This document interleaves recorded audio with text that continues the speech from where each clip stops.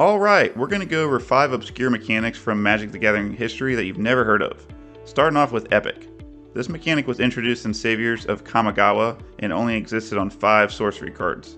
These cards have explosive effects, but there's one huge catch. For the rest of the game, you can't play spells.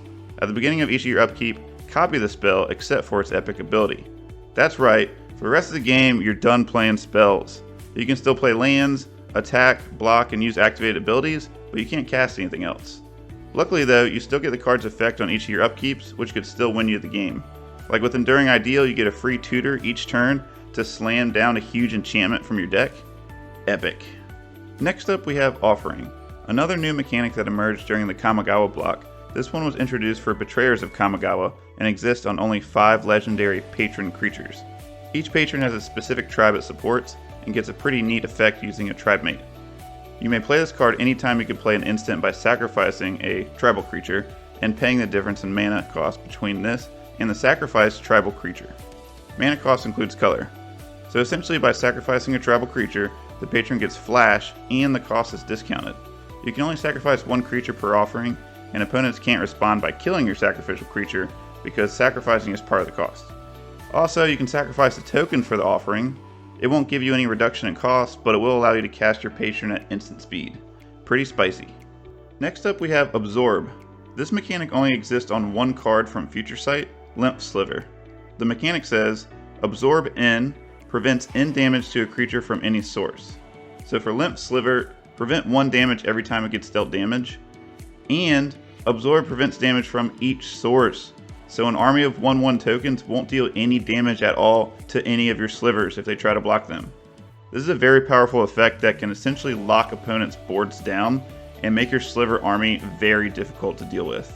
The Gravestorm mechanic is another mechanic that was only printed on 1 card from Future Sight, Bitter Ordeal. The mechanic states, when you play this spell, copy it for each permanent put into a graveyard this turn. You may choose new targets for the copies. This is an extremely powerful effect that gives you a ton of value. Cast this puppy after a board wipe and you might be copying it a couple dozen times.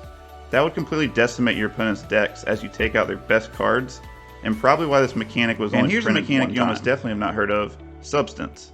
The Substance mechanic was a static ability with no effect that was never printed on a card. Essentially back in 6th edition, they created enchantments that could be played at instant speed, but died at the end of the turn because of the new way that the end step was organized.